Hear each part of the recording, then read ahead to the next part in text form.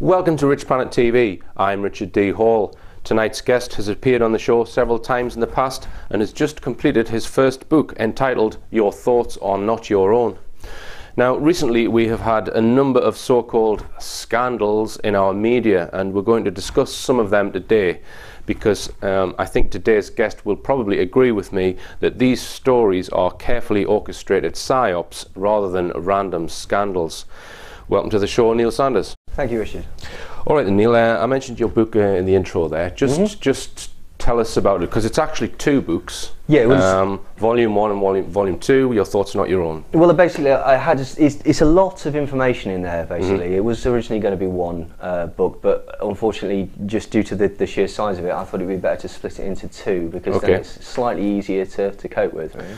So, Volume 1 is subtitled Mind Control, Mass Manipulation and Perception Management. Yeah, Volume 1 deals really with MKUltra, declassified documents, the Tavistock Institute and English mind control. It then looks at the various techniques, the admitted, documented techniques of mind control, hypnosis, trauma, various drugs and things like that. Psychotronic weaponry, electromagnetic waves and various devices that can cause mind control. Right. So the nuts and bolts of mind control, essentially. Absolutely, and then from there, basically, I've been able to have a look at certain people who were considered to be potential mind control victims, like Sirhan and Mark Chapman. Also admitted mind control victims like Christine Di Nicola and Claudia Mullin and people like that.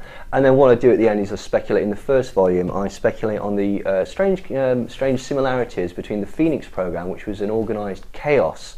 It was essentially violence against the civilians of the Vietnam War, and it was a CIA operation. And the remarkable similarities to the techniques that were used in that and serial killers that came about in England, America just after the finish of the Vietnam War. All right. Now the second one is subtitled Mind Control, Mass Manipulation and Perception Management, and this covers the media and film.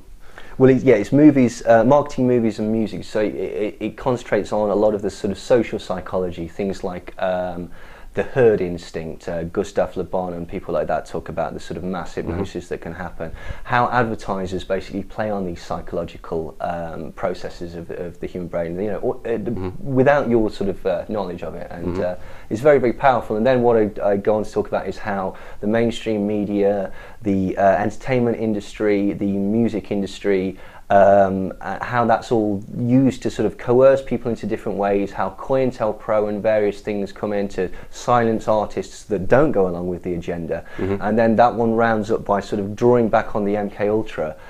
My postulation is that essentially the LSD explosion in America and the Haight-Ashbury and the anti-war movement essentially in music coming out of San Francisco was actually a military-industrial complex experiment. All the bands were intimately connected with the military-industrial complex, just in the same way that serial killers are usually.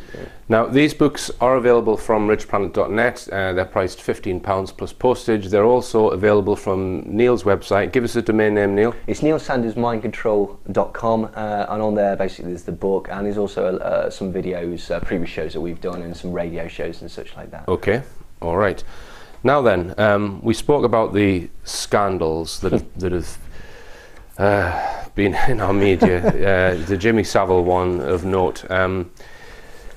What's going on with Jimmy Saville, Neil? Well, I've totally forgotten about Jimmy Saville, I'm afraid. I'm beside myself with joy at the knowledge that Kate Middleton's pregnant. How can that not be great for the entire country? We'll come on to that. Jimmy Saville. I think the thing about Jimmy Saville is that what people don't perhaps realise is that it's not one person. Jimmy Saville is a tiny portion of an elite sex ring. And we spoke about this on sort of programs before, and we'll cover it today.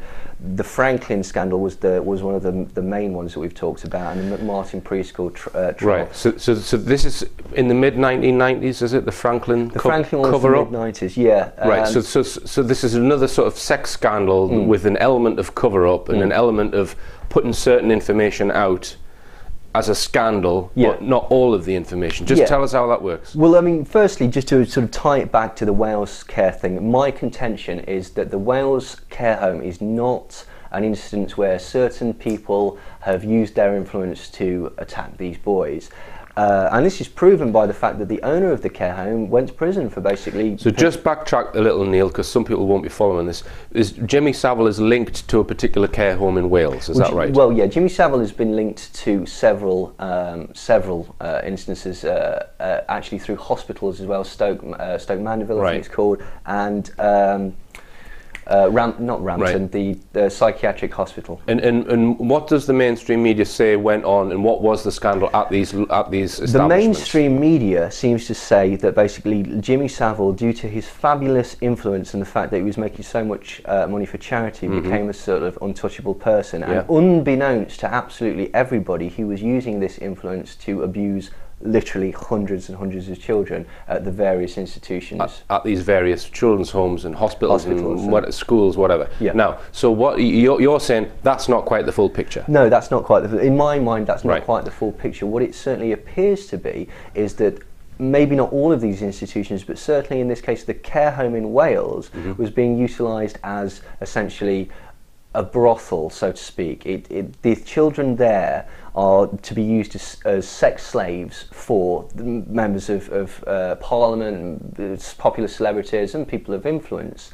And this is not an unusual thing. This sounds strange and outrageous, but hopefully we'll go along the examples later. This is not uncommon. It's a military industrial complex intelligence agency style setup where they will use these kids for two purposes. One is just basically they're there for the leisure and pleasure of the celebrities, and the second reason that they're there is to be provided for blackmail against these very same celebrities. And this again, this was actually happening in MK Ultra. There was a lady called Claudia Mullen, and she testified before Congress in 1995, and actually was given compensation and an apology by President Clinton, that members of the MK Ultra, the doctors that were involved intimately in the beginnings of MK Ultra, were basically using her for that very same experience when she was 9. They were basically filming her with secret cameras and pimping her out.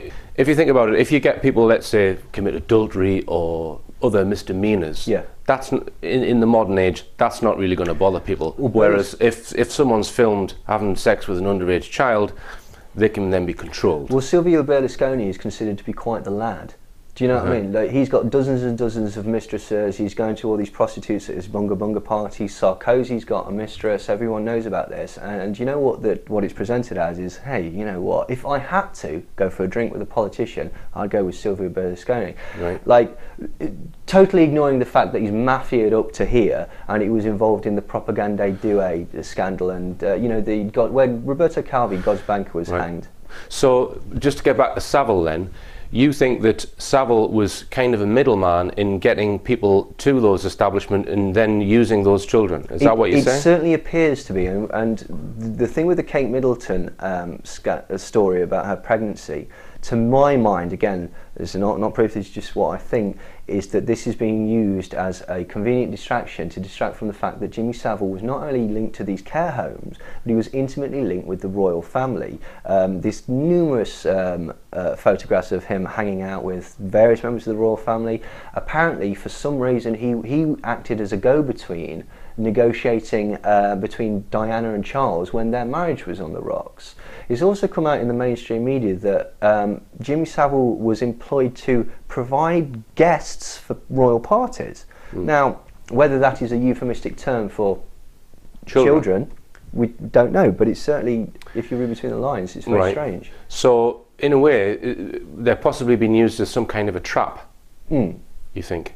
So you cite other examples where there's been a scandal, like the Franklin cover-up, and there's this Belgian serial killer, or mentioned several serial killers who you think were not just serial killers. Yeah. Tell us about them now, then, Neil. Well, I mean, the connections to the scandal home are various places. There's Marc Dutroux was a guy in Belgium, and essentially it's very, very strange with Marc Dutroux because he's a serial killer. He killed lots of young girls I think he and actually did killed all about sorts of 6 horrible girls things to them. and 2 grown men. What happened was He had a little sort of it was a cell underneath his house. Yeah, that he built. in a basement, which is another thing that comes up and again. People being trapped in cells beneath their house. Yeah. The specific thing about the Marc Dutroux case is that it came out in Belgium, and it actually caused a huge scandal because essentially it looked like there was a cover-up. Yeah. Furthermore to that, it doesn't just look like there's a cover-up, it almost looks like this guy Marc Dutroux was set up in a position to be able to do what he did.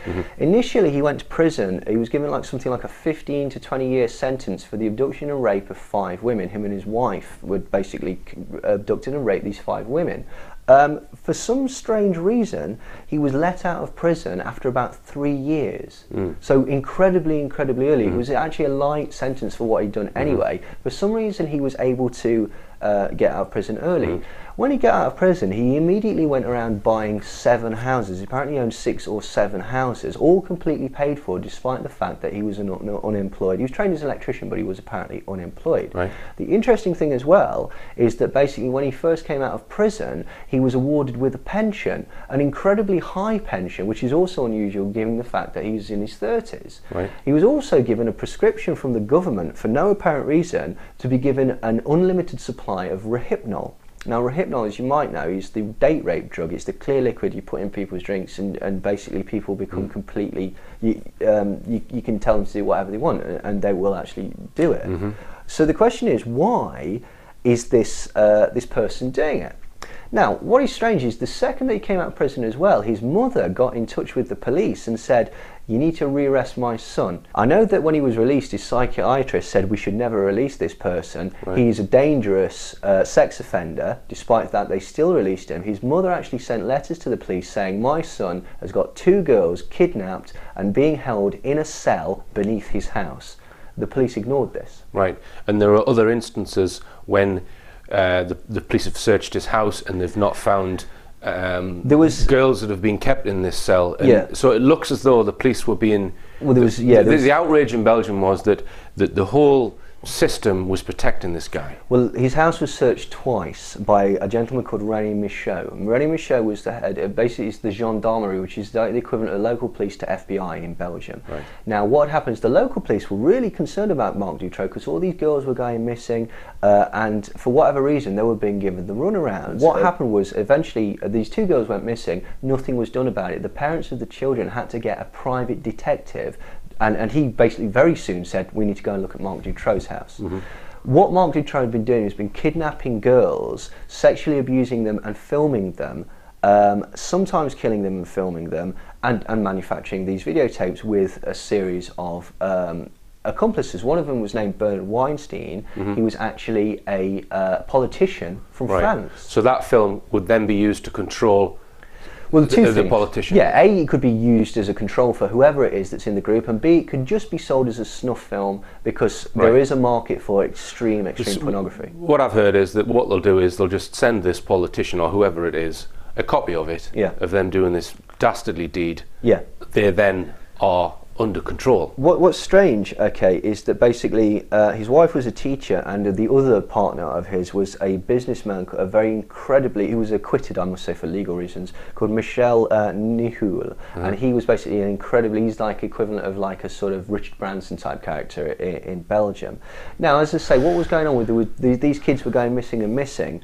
And there was a quote from him as well, Neem, where he alludes to the fact that I'm just a small cog. Yeah, I'm just a small cog. Well, this is the point. When he was actually arrested and he went to trial, which took for some reason about 8 years to go to trial, which is a classic sort of stalling technique because witnesses die, people change their mind, people move away and stuff like that.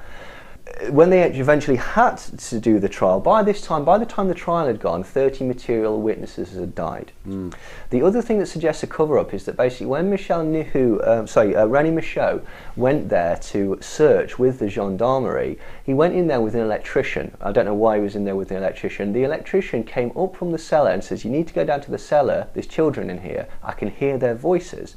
They went down to the cellar, heard these children crying, and for some strange reason, Rani Michaud, rather than saying, "Is there anyone there?"